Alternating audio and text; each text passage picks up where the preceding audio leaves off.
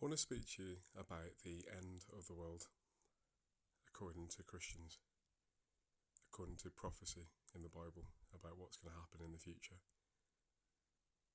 Christians believe either in pre, mid, or post Tribulation Rapture. There's going to be a terrible time at the end of mankind, at the end of our timeline, before Jesus comes back, called the Tribulation. A horrific, horrendous time for humanity.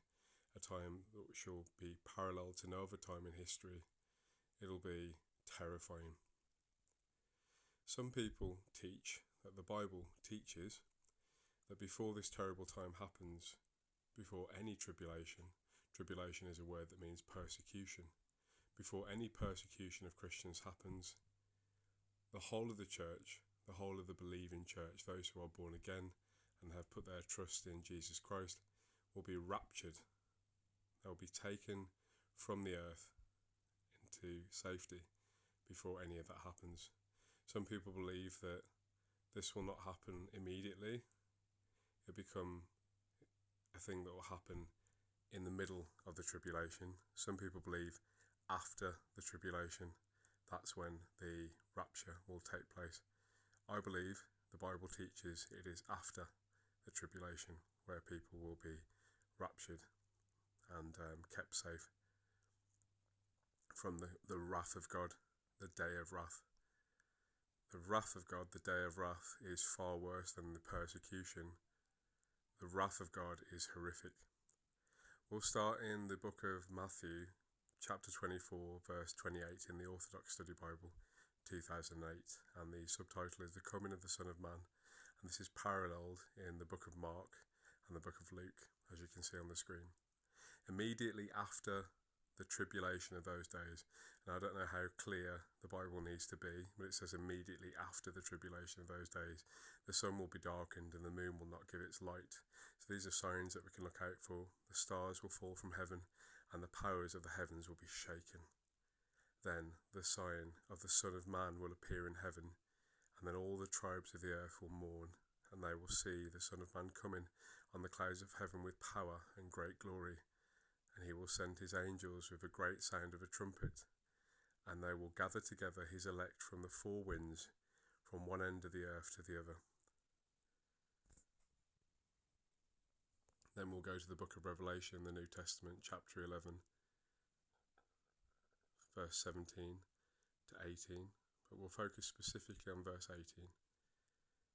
The nations were angry, and your wrath has come, and the time of the dead, that they should be judged, and that ye should reward your servants, the prophets, and the saints, and those who fear your name, small and great, and should destroy those who destroy the earth. Now, Revelation chapter 20, verse 6. Blessed and holy is he who is part in the first resurrection. Over such the second death has no power, but they shall be priests of God and of Christ, and shall reign with him 1,000 years. So the Bible clearly teaches that it's immediately after the tribulation of those days that all the signs in heaven are shown, and that Jesus comes. He appears in heaven, and then he gathers his elect, his chosen Christians, his born-again Christians from the four winds, from one end of the earth to the other. So Jesus appears after the tribulation, not mid, not before. And the problem with teaching mid or before, pre or mid tribulation, is that it can set people up to fail. If you believe that you will be raptured before any of the persecution happens, you may be persecuted and be offended. But Jesus is telling us before offences come that they are coming, and that we will be tried, we will be tested before he comes. And then immediately after those days of tribulation, he will appear. He will then appear. But if anyone says to you, he's in the upper room, or he's in the wilderness, don't believe them. Even if they say to you, oh, Jesus is performing miracles, come quickly, come see. The Bible says very clearly, don't believe those people that say that. Don't go out to look for Jesus. He will find you. He's God. He knows everything about you.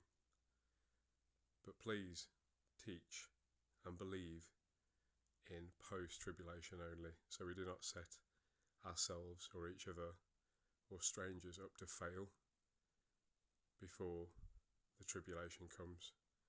We must endure until the end. We must fight the good fight. Thank you for listening. God bless you all. Please comment, like and subscribe to my channel. I'd really appreciate it. God bless you. Goodbye.